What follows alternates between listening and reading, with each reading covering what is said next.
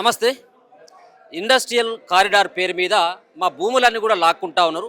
సుమారు ఒక గ్రామంలోనే దరిదాపుగా 235 ఎకరాల ల్యాండ్, మొత్తం 5 గ్రామాలకు సంబంధించినటువంటి గ్రామంలో ఉన్నటువంటి రైతుల దగ్గర నుంచి సుమారుగా 2145 ఎకరాల భూమిని అన్యాయంగా లాక్కుంటా ఉన్నారు. ఇది అంతా కూడా పరిగి నియోజకవర్గంలో ఉన్నటువంటి రైతుల భూములు లాక్కోవడానికి ప్రభుత్వం కుట్రపూరితంగా వ్యవహరిస్తూ ఉన్నది. ఇది పంటలు పండేటువంటి భూమి, పచ్చడి పంటలతోటి కలకల్లాడుతున్నటువంటి భూముల్ని ఇలా ఇండస్ట్రియల్ పార్క్ తోటి మా యొక్క బతుకుల పైన వాళ్ళంతా కూడా ఇబ్బంది పెడతా ఉన్నారు, మా బతుకు తెరువు లేకుండా చేస్తూ ఉన్నారు అంటూ రైతులంతా కూడా గగ్గోలు పెడుతున్నటువంటి పరిస్థితి కనబడతా ఉంది. ఈరోజు హైదరాబాద్ కూడా రావడం జరిగింది. కొంతమంది ప్రజాప్రతినిధులను కూడా కలిసి వాళ్ళ యొక్క మొరని వాళ్ళ ముందు పెట్టడం జరిగింది. మా భూములను లాక్కోవద్దు, మేము ఈ భూములపైన మేము ఆధారపడ్డాం, ఈ భూములు లేనట్టయితే ఉంటే మాకు బతుకు తెరువు లేదు, అవసరమైతే ఉంటే మాకు ఇంత విషం ఇచ్చానని చంపుండి అని చెప్పేసి కూడా వాళ్ళు వేడుకుంటున్నటువంటి పరిస్థితి కనబడతా ఉన్నది. సో మొత్తానికి ఈ సంబంధించినటువంటి ఈ భూసేకరణ ఏదైతే ఉందో, ఈ భూసేకరణలో నిజంగా కూడా దీంట్లో అసలైనటువంటి రైతుల భూములు పోతా ఉన్నాయి. దాంట్లో కొంత ఎంతో వాళ్ళకి ఉన్నటువంటి ఏదైతే రాజకీయ ప్రమేయం ఉన్నటువంటి వాళ్ళు, రాజకీయంగా కొంత వాళ్ళ బ్యాక్గ్రౌండ్ ఉన్నటువంటి వాళ్ళ యొక్క ఎకరం భూమి కూడా పోవట్లేదని చెప్పేసి వీళ్ళంతా కూడా ఆవేదన వ్యక్తం చేస్తూ ఉన్నారు. ఆ సంబంధించినటువంటి బట్ల చందారారం గ్రామ సంబంధించిన రైతులే ఉన్నారు. ఇది వికారాబాద్ జిల్లా దోమ మండలం కిందకి వస్తుంది. ఇదంతా కూడా పరిగి కాన్స్టిట్యున్సీ కదా, Parigi constituency. Rammohan Reddy MLA. So Rammohan Reddy కూడా వీళ్ళకు వ్యతిరేకంగానే ఉన్నాడు, మా యొక్క విజ్ఞప్తులు కూడా తిరస్కరిస్తూ ఉన్నాడు, పట్టించుకోవట్లేదు, ఇండస్ట్రియల్ కారిడార్ పెట్టే తీరుతామని చెప్పి చెప్తా ఉన్నారు. సో ఎలాంటి జీవో లేకుండా, ఎలాంటి నోటీస్ ఇవ్వకుండా ఇలాంటి ప్రయత్నాన్ని ఖచ్చితంగా మేము అడ్డుకుంటాం, ఏదేమైనప్పుడు కూడా మేము రోడ్డు మీదకి వచ్చి కూడా మేము ధర్నాలు చేస్తామని చెప్పేసి కూడా వాళ్ళు హెచ్చరిస్తా ఉన్నారు. మనతో పాటు ఆ గ్రామానికి సంబంధించిన రైతులను మాట్లాడేటువంటి ప్రయత్నం ఏంటిదన్న, ఇది ఎప్పుడు వచ్చింది? ఇది 2వ తారీఖు 5వ నెల జనవరి 27కి వచ్చిందండి. 27కి వస్తే వాళ్ళు 15 రోజుల తర్వాత గ్రామ పంచాయతీ నోటీస్ బోర్డులో పెట్టారు. రాజ్యాంగానికి విరుద్ధంగా, చట్ట విరుద్ధంగా కొంచెం వీళ్ళు ఇలా ఈ యొక్క నోటిఫికేషన్ని గ్రామ పంచాయతీ కార్యాలయంలో పెట్టారు. గ్రామ పంచాయతీలో ఫిబ్రవరి 2వ తారీఖు పెట్టిండ్రు. 10వ తారీఖు మీకు వచ్చి అంటే అసలైనటువంటి రైతులు మీరే కాబట్టి మీ దగ్గరకు వచ్చి వాళ్ళు ఏం నోటీసులు ఇవ్వలేదు, ఏ విషయం కూడా ఇవ్వలేదు. మా గ్రామ ప్రజలకు ఎలాంటి నోటీసులు ఇవ్వలేదు, వాళ్ళకు గ్రామ అవేర్నెస్ ప్రోగ్రామ్ కూడా పెట్టలేదు, మా ప్రజల అభిప్రాయాలు కూడా తెలుసుకోలేదు. ఇప్పుడు ఏకతాటిపై వాళ్ళందరూ అధికారులతో వచ్చి వాళ్ళు నోటీస్ గ్రామ పంచాయతీ కార్యాలయంలో నోటిఫికేషన్ ఇచ్చారు. రిలీజ్ చేసి మీ భూములు మాకు కావాలి, మేము పరిశ్రమలు తీసుకొస్తాం, మీ యొక్క వ్యవసాయ భూములను మట్టిలో కలిపి మీ గుండెలపైన రాళ్ళు పెట్టి తొక్కి మిమ్మల్ని చంపి మీ బొందలపైన మేము పరిశ్రమలు కడతామనే విధంగా ఈ రేవంత్ రెడ్డి గారి ప్రభుత్వం ప్రవర్తిస్తుంది.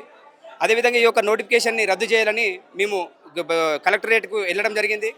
కలెక్టరేట్ కార్యాలయం దగ్గర కూడా 2 గంటలు 3 గంటలు పానసారం పడి అక్కడ తిండి తినకుండా ఏం తినకుండా అక్కడ కూర్చొని కలెక్టర్గా వచ్చినాక కలిసి మా యొక్క నోటిఫికేషన్ వాళ్ళకి ఇస్తే అక్కడ పెట్టేసేయండి, ఇన్వర్ట్లో ఇచ్చేసేయండి అని కలెక్టర్ గారు కూడా వారు అధికార యొక్క రాజకీయ ఒత్తిడితో ఆయన కూడా ఎలాంటి అభిప్రాయం ఎలాంటి చేయలేదు. స్థానికంగా ఉన్నటువంటి ఎమ్మెల్యే రామ్మోహన్ రెడ్డి ఏమంటున్నాడు? అసలు మీరు ఏమన్నా కలిసిన మీ యొక్క గ్రామంతో పాటు మీ చుట్టుపక్కల ఉన్నటువంటి 5 గ్రామాల ప్రజలు పోయి కలిస్తే ఆయన దగ్గర నుంచి వచ్చినటువంటి రెస్పాండ్ ఎట్లా?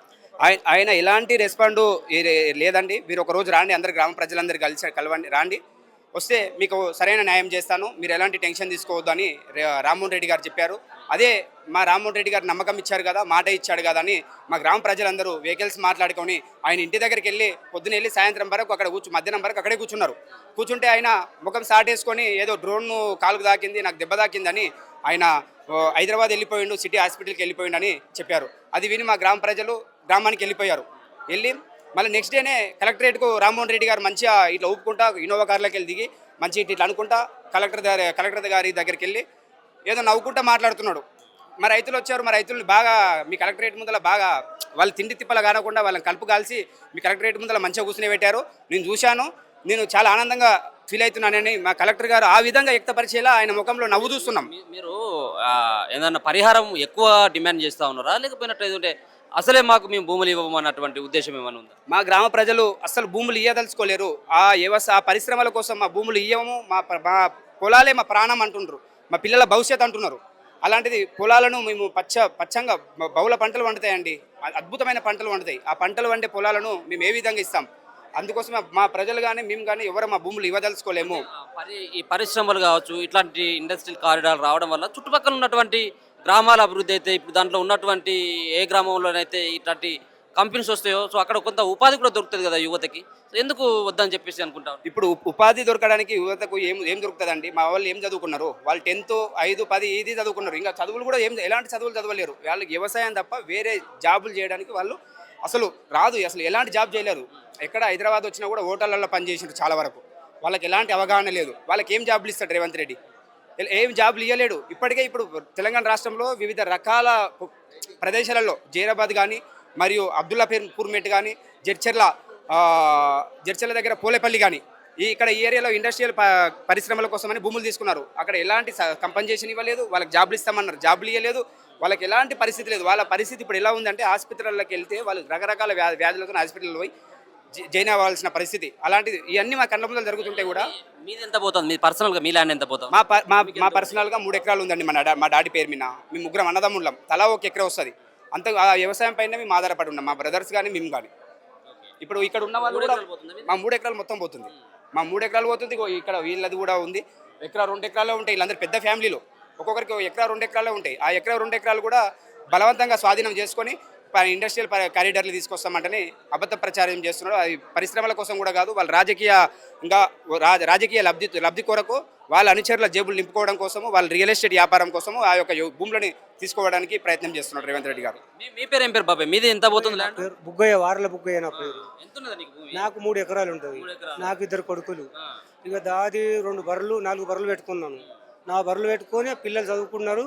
వాళ్ళు చిన్న చిన్న వ్యాపారాలు చేస్తున్నారు. ఏం నౌకరులు లేవు, చదువుకున్న నౌకరులు రాలేవు, వేలయ్యారు.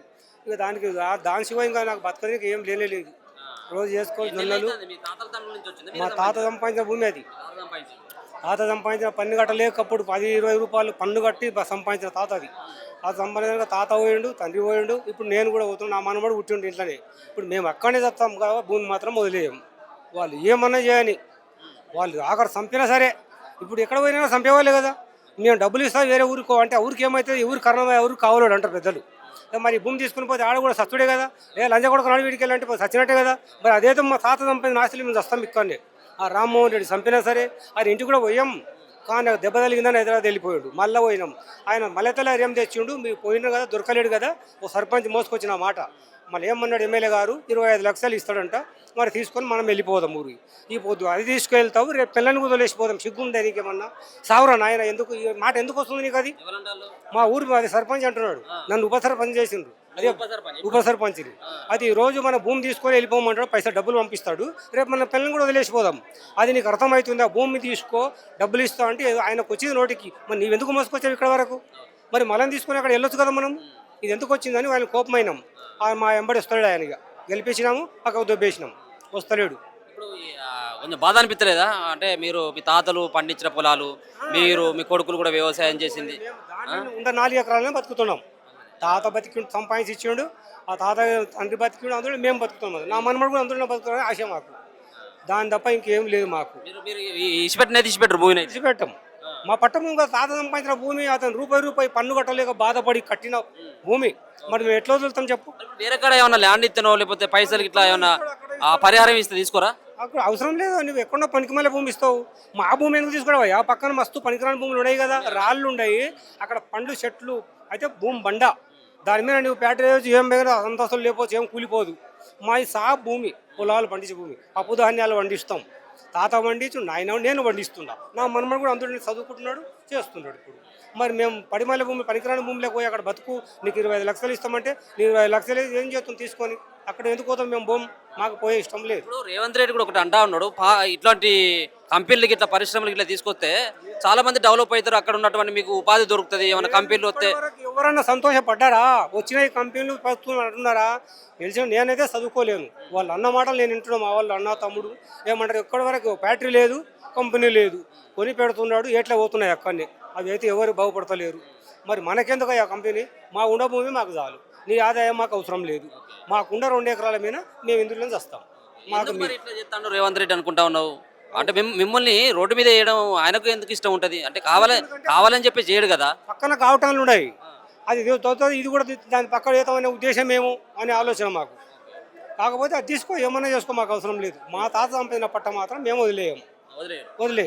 మేము సచ్చినా సరే అందులో నోటీసులు ఇచ్చిన అంతా అయిపోయింది, సగం పని అయిపోయినట్టు ఇప్పటికే ఇంకా నెల 2 నెలల్లో మళ్ళీ అది భూములు వాళ్ళు తీసుకుంటారు కదా. ఏంటి అప్పటి నుండి మేము తిరుగుతూనే ఉన్నాం కదా, అప్పటి నుండి ఏడుస్తున్నాం కదా. ఎట్లా తీసుకుంటాడు ఆయన? మామూలు సంపాలే తీసుకోవాలి. ఆయన ఎప్పుడైతే పంపించిండో 15 దినాల తర్వాత రోడ్ వస్తుంది అన్నాడు. రోడ్డు కొలిచిండ్రు. కొలిచిన తర్వాత మేము రోడ్డు పోతుంది కదా, పర్వాలేదు పోకోక అనుకో, ఎందుకంటే రోడ్డుకి అడ్డం కాలేం కదా, ఊరికి రోడ్ వస్తుంది కాబట్టి అది పోతుంది. మరి తర్వాత మరి రూమ్ తర్వాత మేము మొత్తం భూమిలో వాళ్ళు పోతున్నాయంటే మేము బతికేందుకు ఇంకా?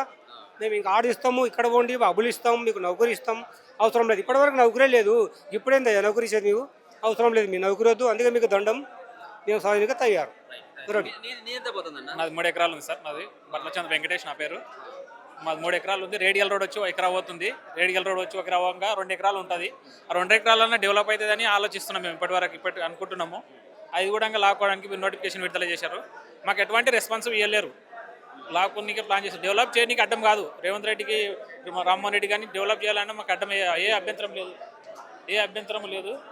కాకపోతే మాకు రోడ్ వచ్చినాక రోడ్డు కూడా అడ్డంగా చేస్తామన్నారు.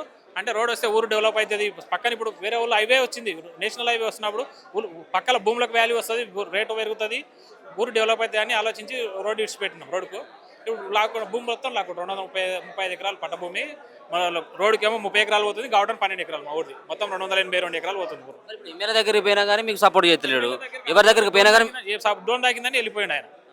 మళ్ళీ పోదామని అంటే సర్పంచ్ సాబ్ మాకు ఇంట రావట్లేదు. సర్పంచ్ మొన్న ఊళ్ళోకి వచ్చి అన్నాడంట, ఒక ఇంటికి జాబ్ ఇస్తాము, లేదంటే దళితాబాద్ కాడ ఏదో భూమి ఉందంట, కొద్దిగా ఆ భూమి ఇస్తామంటే ఆడ భూమి మొత్తం రాళ్ళ కుచ్చలే ఉన్నాయంట.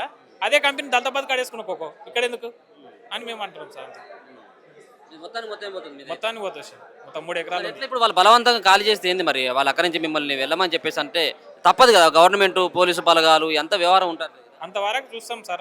అందరితో పోరాడతాం, రైతు సమక్షంలో పోరాడతాం. మా సాధనంత వరకు పోరాడతాం. ఇప్పుడు మళ్ళీ అక్కడ అంటే మీ చుట్టుపక్కల ఉన్నటువంటి గవర్నమెంట్ ల్యాండ్ లేకపోతే ఆ ఏమి లేవా? మా 230 ఎకరాల పక్కన 12 ఎకరాలే ఉంది గావటాను. వేరే ల్యాండే ఉంది, మొత్తం పట్ట ల్యాండే ఉంది. అది టోటల్గా మా ఊరిది పోయేది. అంతా కూడా మీరు వ్యవసాయం మీద ఆధారపడి బతికేది? షెడ్ ఉంది, మేకల షెడ్ ఉంది మా దగ్గర. మేకలు మేపుకొని ఉంటాం, బాలరు మేకలు చేను దగ్గర.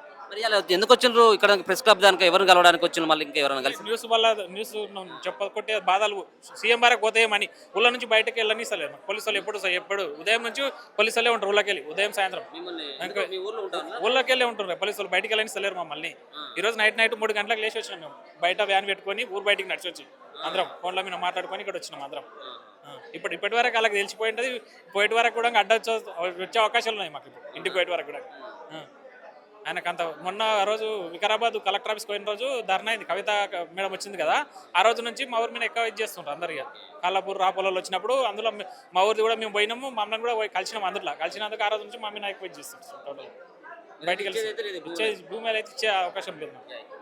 సో ఇది ఇక్కడ ఉన్నటువంటి రైతులు మాట్లాడుతుంది. ఖచ్చితంగా ఈ భూమిలో మేము చావనని చేస్తాం కానీ మా భూములు అయితే మాత్రం ఖచ్చితంగా ఇచ్చేదే లేదని చెప్పేసి అంటా ఉన్నారు. సో ఇప్పటికీ మేము ఎన్ని రకాలైనటువంటి ప్రయత్నాలు చేసినప్పుడు కూడా మమ్మల్ని అణచివేసేటువంటి ప్రయత్నం చేస్తున్నారు కానీ మాకు మరి న్యాయం చేయాలన్నటువంటి ఉద్దేశం ఎవరు కూడా మాట్లాడలేకపోతా ఉన్నారు. సో మొత్తానికైతే మా యొక్క గోడును వినిపించుకునేందుకు ఈరోజు హైదరాబాద్ రావడం కూడా మేము జరిగింది. మేము ఆ సంబంధించినటువంటి భూమిపైన ఉన్నటువంటి 1 ఎకరమో 2 ఎకరాల ల్యాండ్ ఉంటే మేము దాని మీదనే ఆధారపడి బతుకుతా ఉన్నాం. మా తాతలు మా తండ్రులు సంపాదించినటువంటి ల్యాండ్ని మేము ఎందుకు ఇస్తాం?